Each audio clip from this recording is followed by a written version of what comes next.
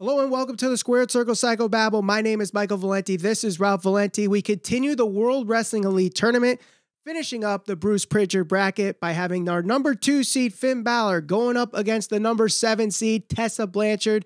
You guys decide who moves on and is considered the best wrestler in the world. You vote on the poll above my head. You comment below which one you think is better and why, and share it all over social media using the hashtag SCPB podcast. Before we get to our discussion, make sure you subscribe and hit that bell for notifications as we're trying to hit 5,000 YouTube subscribers before All Elite Wrestling, Double or Nothing. Now, this is an interesting matchup here because for those that commented in our previous video, they said that, women shouldn't be in this tournament, but I'm going to have to disagree. When it comes to some of the women wrestlers in today's world, from the likes of Charlotte Flair and Becky Lynch and Asuka and even Ronda Rousey, some of them wrestle much better in the ring than some of the men do. And Tessa Blanchard is definitely one that does that. And she has shown with her accolades in her young career. She was number 15 on the PWI Top 100 Women's of Wrestling.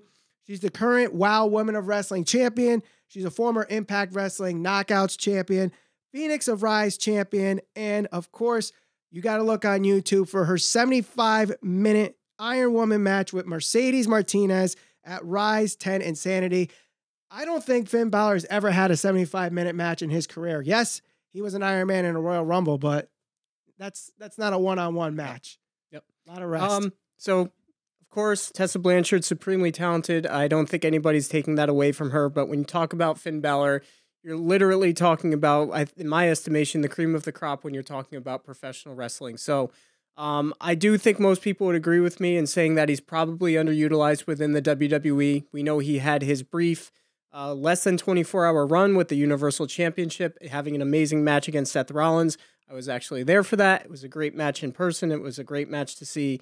You can watch it on the WWE Network if you haven't seen it.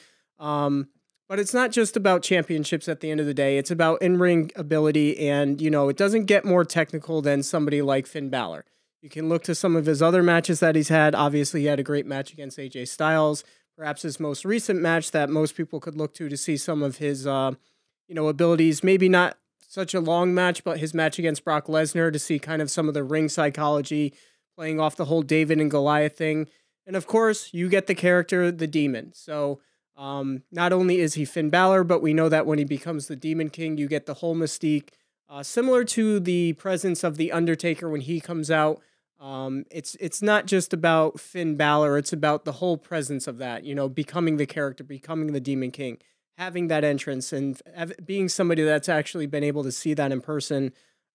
That's something you have to take into consideration too, because we have to also remember this is entertainment. And at the end of the day, Finn Balor is able to perform in the ring. And when he assumes that role as the Demon King, that's one of the coolest things, in my opinion, that you could see in person and on television as well. Now, don't get me wrong, Finn Balor has also had a great career outside of WWE.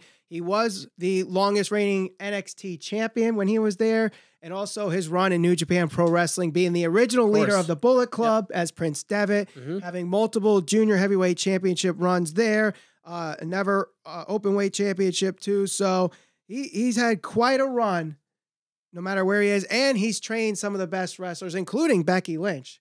So not only has he done it in the ring by himself, but he's helped others help their career start. So, but again, it's not up to us. It's up to you guys to decide. You can vote on the poll above my head.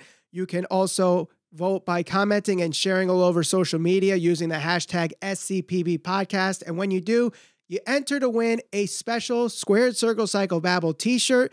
And if you're just following us for the first time on the World Wrestling Elite Tournament, you can follow it now with the playlist on the thumbnail shown on the screen right now. Don't forget to subscribe and hit that bell for notifications as we're trying to hit 5,000 YouTube subscribers before All Elite Wrestling, Double or Nothing. And we will see you at the next matchup of the World Wrestling Elite Tournament.